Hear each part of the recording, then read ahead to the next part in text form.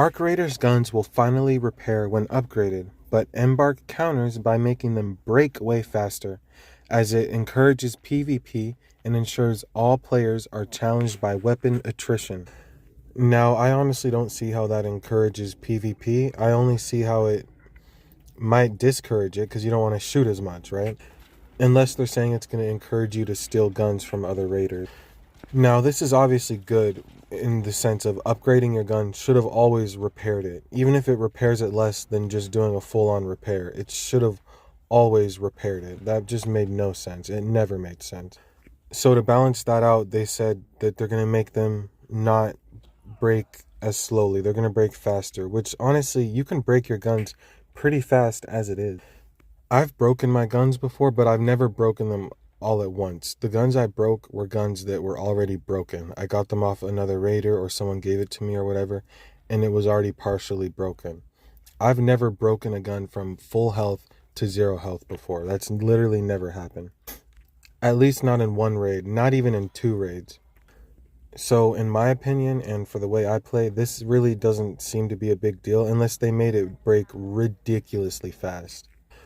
So this is part of the Riventides update, which I want you guys to tell me down below in the comments. How do you feel about the update? Because from what I've seen, it looks really great. I haven't been able to play it yet because all I have is a Steam Deck. And while this game is playable on a Steam Deck, I'd really prefer to play on mouse and keyboard. And also, it doesn't look good at low quality settings, being upscaled to 800p. Like, it just looks like really just bad. I want to experience the new map when I can actually play the game in 1440p, medium settings, low ray tracing, which is what I can do on my laptop, at like 80 FPS as opposed to like 40 FPS that I get on the Steam Deck. That's also the only reason why I haven't been able to make a video on Arc Raiders or do a live stream or anything yet, is literally that reason. Like, I need to be able to go and just experience it the right way, not on the Steam Deck. I'm sorry. The Steam Deck is for just doing like little things. Like, I've gotten more used to controller now because I'm playing on Steam Deck. The game is easier on controller now, which is good. But I only like doing certain things on it. I don't like doing like the more challenging things on there. Even though I will say, and I wish I could have recorded this, I got my first ever matriarch kill on the Steam Deck, okay, which was cool. I did the snap hook thing and then put the dead mine on its core and then jump off and try not to die. And yeah, so I delivered one of the final damaging blows while we were taking on the matriarch in Solo's lobby, doing that. So that was pretty cool. Anyways, that's aside the point. What do you guys play on, keyboard and mouse or controller? Let's get back to the article. Embark's latest patch notes have detailed a whole bunch of other changes the devs are making to balance the shootout, with some alterations coming in the future. One of those future changes is to augments. A new tactical augment, Tactical Mark III Smoke, has just been added, but Embark says it's worth stating that we are aware that some augments, particularly the combat augments, are not performing as well in their roles as we would like. And I super duper agree with this, right? There's one of the combat, I think it's the blue combat augment.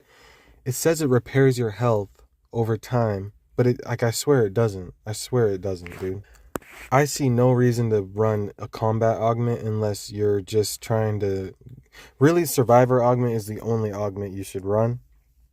Or the green looting one if you're doing a cheaper loadout where you're just trying to do trials or something where you don't really care if you die. And then Survivor augment where you actually care if you die and you might want to have a chance to get out or whatever. And the augments really aren't even that expensive, and they shouldn't be. But I'm just saying, why would you run once you unlock the blueprint and you got the supplies, why would you run anything except for Survival Mark III looting augment? I don't know. I really don't know. Someone please tell me. If I'm going into PvP lobbies, you would think I'd want to put a combat augment on, but I see no reason to. I want to get a looting augment because I can loot more with it, and when I go down, I'm gonna obviously have the survivor one. I might be able to actually crawl away.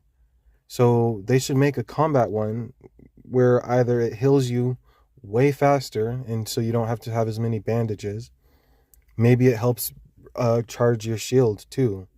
Like you get one free shield recharger or something. Or like you get a shield, it can recharge its own shield. It can recharge your own shield after a certain cooldown, but it takes forever to cool down or whatever. And it makes your health go up faster. Because I swear that combat one where it says it makes your health go up, I swear it doesn't. Like it just doesn't. I don't know if it's a glitch. I don't know if I really wasn't noticing or what, but yeah. Give PvP players a reason to run a combat augment. I literally don't see a reason why. So yeah, I agree with that. They need to change it. What augments do you guys use? The Arc Raiders devs are working on a general balancing pass for augments to buff some of those that are underperforming. Most especially the Combat Mark III flanking augment, I don't know what that is, which has yet to find its place to shine. I don't even know what that is. What's more, Embark is aiming to eventually develop the full roster of augments to ensure that all categories are well represented. Okay. Ooh, what's more, to the delight of the Patina fans, elsewhere, the assault rifle has been buffed. I was just thinking about this before the update. I wasn't thinking they were going to do anything, but I'm like, dude, the Tempest and the Patina are both pink guns. And the Patina is so much worse. Like, I would actually rather have a Pharaoh 4 than a Patina. I think so. I'm not 100% sure, but that's a legitimate debate in my head. Like if if I'm in solos and someone offers me a Patina 1 or a Pharaoh 4, or even a Patina 2 or a Pharaoh 4, I'd legitimately think I'd rather take the Pharaoh 4. Like I'm not even kidding. So, yeah, dude, that gun needs a buff, bro. So let's read what they did. So Patina fans elsewhere, the assault rifle has been buffed with base damage and arc armor damage increased to get more value out of each bullet. A change offset by a reduced fire rate. That's what I was thinking. The dispersion has been adjusted to support firing the weapon in longer bursts before losing accuracy. Okay, that's good.